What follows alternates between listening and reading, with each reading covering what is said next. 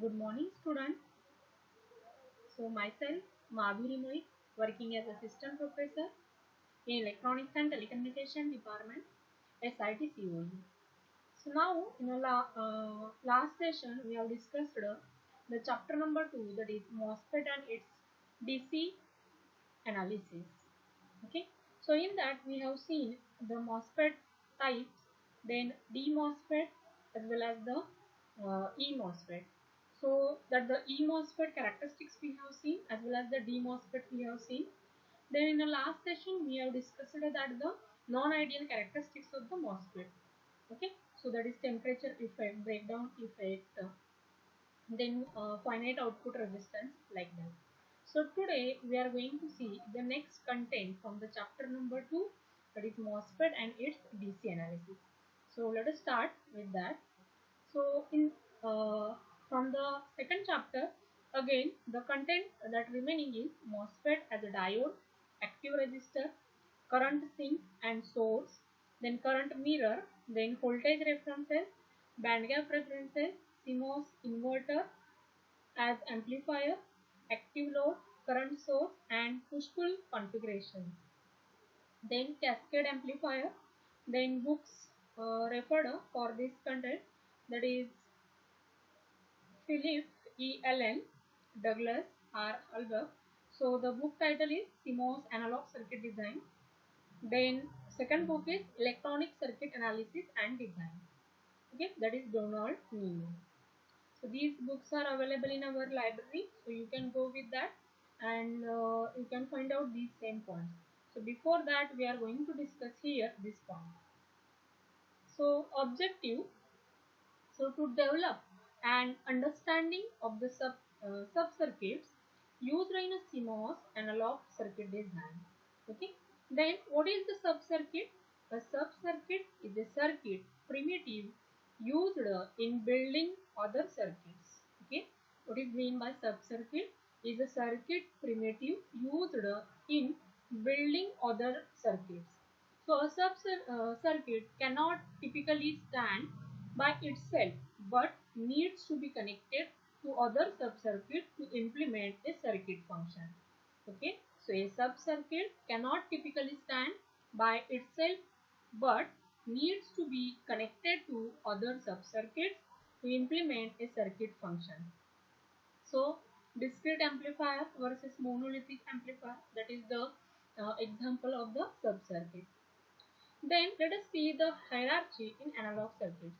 So in design, hierarchy is very important as it allows the designer to focus in on the various blocks without being overwhelmed by the circuit complexity. So here the functional block or circuit that performs the complex function. Then after that the signal is provided to the blocks of circuits. So combination of sub-circuits perform a simple function. Then next block is sub-blocks or sub-circuits. So primitive but not independent. Okay, so again the reverse hierarchy is also again done. Okay, so testing and verification is done. So that is hierarchy in analog circuit. Then for example hierarchy in analog circuit, so that the circuits are divided or categorized as sub circuit, simple circuit and complex circuit. So under this simple circuit, which circuits are come, that is current source, baby current mirror, then current sink, then source coupled pair, current mirror load, then inverter, that is current sink load, then source follower and current sink load. So where these sub circuits are used, so they provide the sub circuitry or that the helpful in simple circuit. So which are the simple circuits? Biasing circuit, input differential amplifier, second gain stage, then output stage. So these are the simple circuit where these are the supporting sub circuits are used.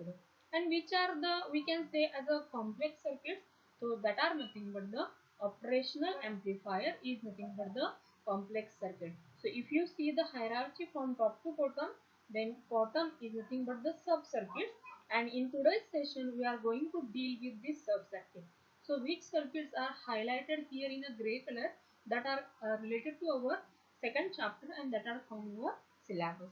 So you will get the idea of that the hierarchy in analog circuit, sub-circuits, simple circuit and complex circuit. So these circuits are called as a sub-circuits. These sub-circuits support to the simple circuits, and then using these two we can implement the complex circuit. Then we have studied in this chapter number 2, that is MOSFET basics. Okay, so we already seen that uh, uh, the MOSFET having the three terminals: drain, gate and source. Okay, so according to that, the operation of that MOSFET is nothing but that the when VGS is positive for the N channel E MOSFET, at that time the current starts flowing from that the device. Okay, so this operation already we have seen. So biasing we have seen. So the current carrying from that the N channel E MOSFET is represented as ID is equal to charge carrier effective mobility into oxide capacitance per unit, then width divided by length, and VGS minus VTS into VDS minus VDS square divided by 2. So that is the current relationship under that the biasing of that the MOSFET. Then let us see the applications of the MOSFET. So MOSFET as diode, or we can use as a active resistor. In how that the MOSFET as act as a diode, we are going to see.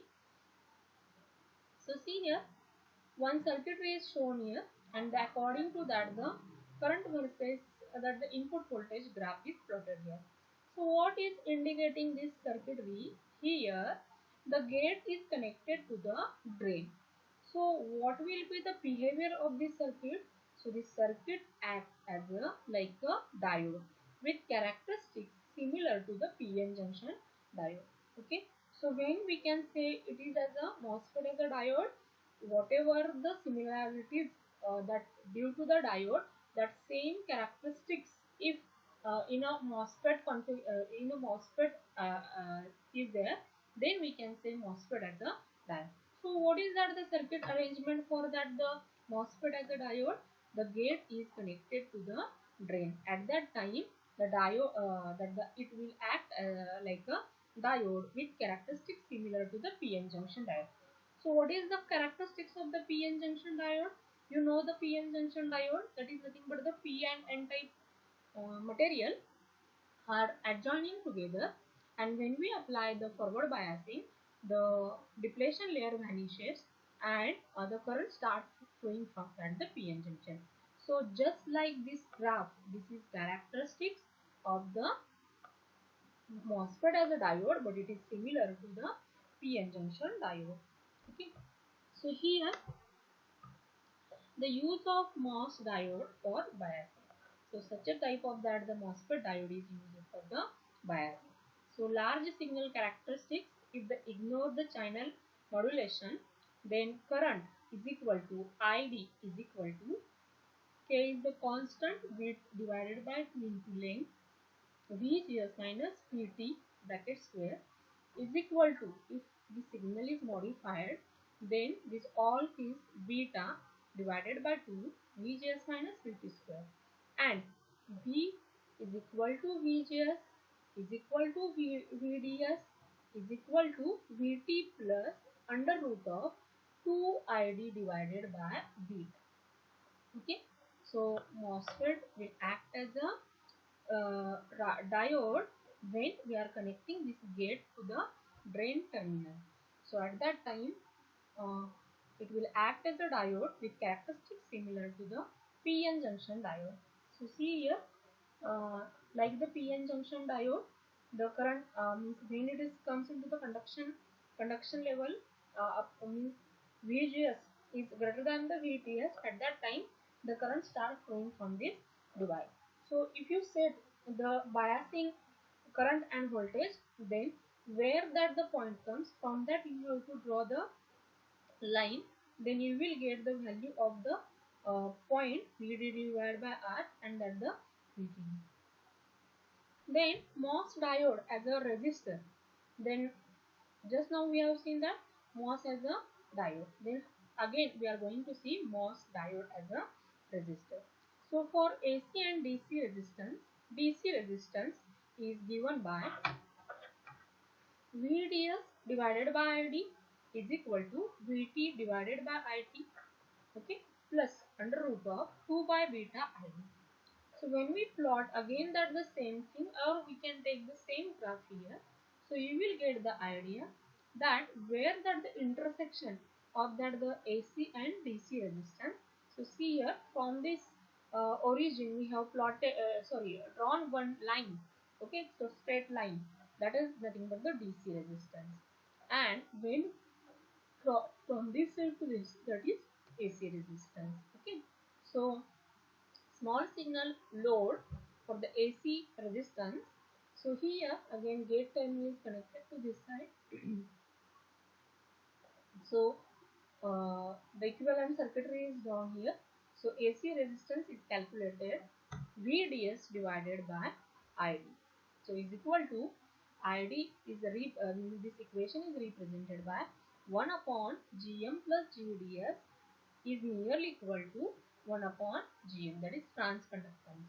So where transconductance is equal to beta into VGS minus VT is equal to, so this equation is modified under root of 2 beta ID. Okay.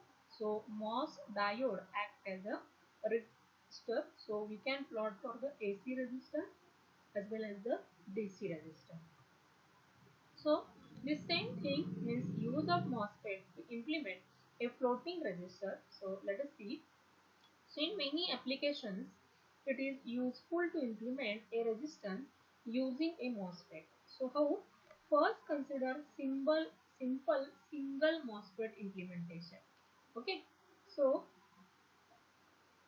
if we have implemented for that, so this will act as a resistance, but we have to implement for the floating resistor. So this resistance value RAB is given by length divided by constant into width into GS minus VT. So for various values of VGS, we have plotted ID versus that the VDD. Then you will get there are floating resistors in this mm, in this graph. So these are nothing but the MOSFET as diode and the resistor as well as in a floating resistor. So next is current sink and source. So current sink and source, this is nothing but the sub circuit of the MOSFET. So let us see the current sink and source. So ideal current sink and source means what?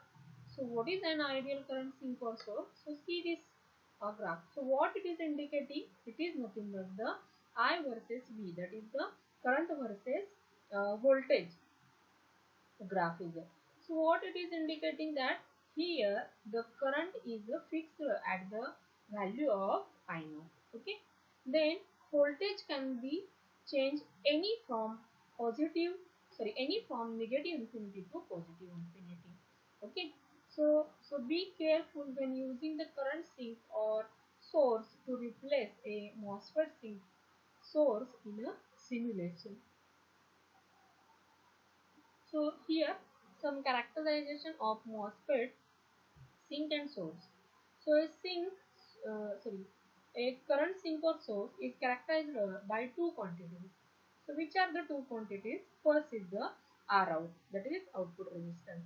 So a measure of the flatness of the current sink or source, it's independent of the voltage.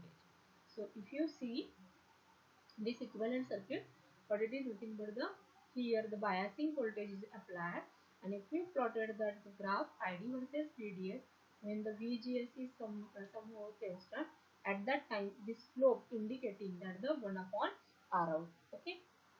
Then next is the V mean. Second quantity is the V mean. The mean across the sink or source for which the current is no longer constant. Okay, no longer constant. V mean means what? The minimum across the sink or source for which the current is no longer constant. So R naught is given by 1 upon that the derivation of ID with respect to VDS is equal to 1 plus lambda VDS divided by lambda ID. So it is nearly equal to 1 upon lambda ID. And V mean is given by VDS saturation is equal to VGS minus VTO is equal to VGG minus VT0. So note here the NMOS current sink can only have positive values of V. Okay. So this is the characterization of MOSFET sink and source. So if suppose PMOS current source we can use. So here that gate terminal is connected to the VDD. So but it will provide the biasing, and R0 is slope is given by 1 upon R0. So improving the performance of simple NMOS current sink. So it is the simple NMOS current sink shown previously had two problems. So which are the two problems? The value of V mean may be too large. Okay, and the output resistance 250 kilo ohm was too small. Okay, so in NMOS current sink there are two drawbacks. The value of V mean may be too large and the output resistance 250 kilo ohm was too small. So how can the designer solve this problem? Then the first problem can solve by increasing the width by L ratio. Okay, so value of the NMOS transistor becomes V mean is equal to V on is equal to VDS, that is saturation drain to source voltage, is equal to under root of 2 ID divided by K dash, that is constant, into the width by length ratio. So in the simulation shown in the simulation also we can add these values and we will get the V minimum voltage. So we could decrease this 0.1 volt with W by L is equal to 182. Means if the ratio is like this, then we can reduce this V min up to the 0.1 volt. So how can the small output resistance is increased? So here the answer is the feedback to change resistance. So use of feedback to change the resistance. So it is well known that feedback can change the value of resistance at a pair of terminals, that is a pole. So the principles are elaborated in the figure and table below. So this is the feedback circuitry and the current sink implementation is there, and from this side R0 we can change. So type of feedback, that is negative series feedback, negative shunt feedback, positive series feedback and positive shunt feedback. So R out without feedback, that is the value is same, but with feedback that the R0 is multiplied, that the 1 plus loop gain, here divided by that the same factor when it is shunt, then it is series, it is multiplied with the this